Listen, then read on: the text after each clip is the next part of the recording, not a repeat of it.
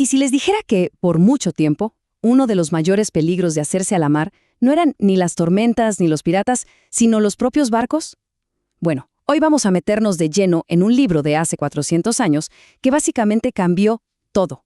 Transformó la construcción de barcos de un arte medio secreto y peligroso a una ciencia con reglas claras.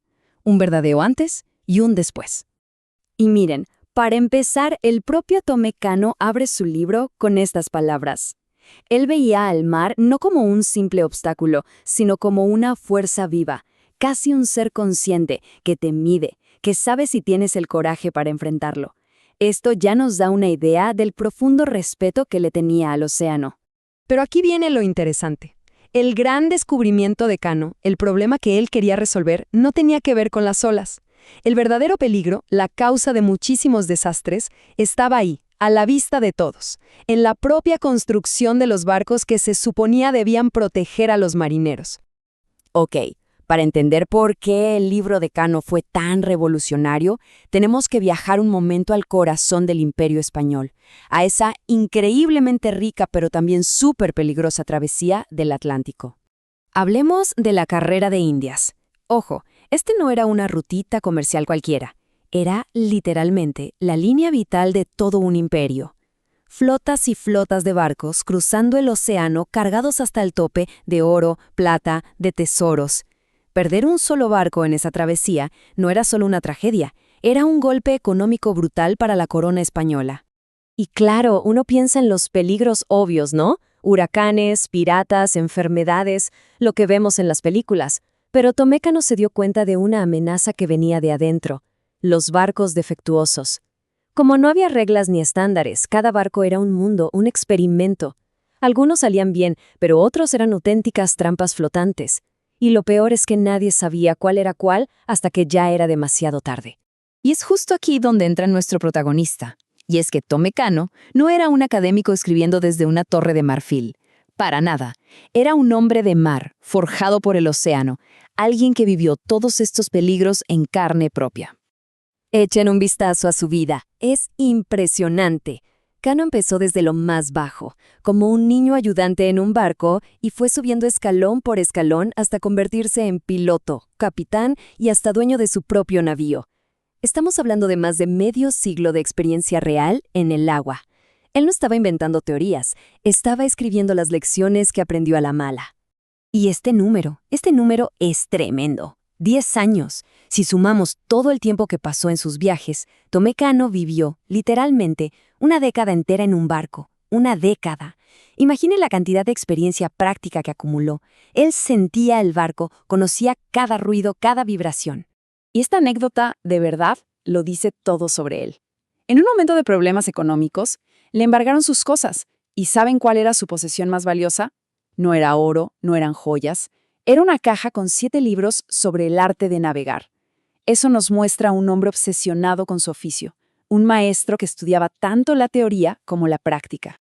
Así que, con todas esas décadas de experiencia en el mar y esa sed de conocimiento, pues era la persona perfecta para poner orden en el caos que era la construcción de barcos en esa época. Y entonces, en 1611, publicó su obra maestra. Y que quede claro, esto no era un libro para presumir. Fue un acto de responsabilidad. Él mismo lo dijo. Lo escribió para evitar la pérdida de infinita hacienda y vidas de hombres. Veía cómo se perdía gente y dinero por culpa de barcos mal hechos y decidió hacer algo al respecto. Lo que propuso Cano fue, de verdad, una revolución total. Antes de él, construir un barco era como un arte secreto, lleno de trucos que pasaban de maestro a aprendiz. El resultado era inconsistente y, francamente, peligroso. Cano dijo basta y propuso un sistema abierto, basado en matemáticas y reglas claras que cualquiera pudiera seguir. Y el corazón de todo su sistema, la pieza clave, era una sola medida, la manga, o sea, el ancho del barco. Para Cano, esta era la base de todo, el fundamento de toda la fábrica. A partir de ahí se construía todo lo demás de forma predecible y segura. Y lo genial era la elegancia de su sistema. Una vez que se decidía el ancho, la manga, todo lo demás salía por proporción.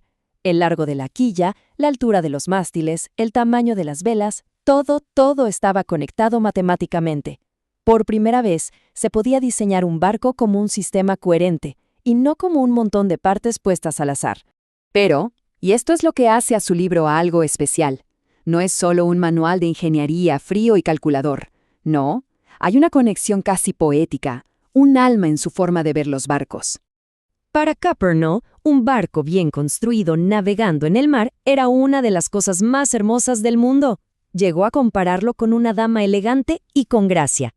Esto nos dice que él no solo buscaba barcos que funcionaran, buscaba barcos que tuvieran equilibrio, armonía, belleza. Y esta otra analogía es increíble. Compara la quilla, que es la primera pieza que se pone al construir un barco, con la columna vertebral de una persona. Para él, un barco tenía una anatomía, era como un ser vivo hecho de madera, una fusión perfecta entre lo natural y lo diseñado. Entonces, ¿qué pasó con el libro? ¿Tuvo algún impacto real?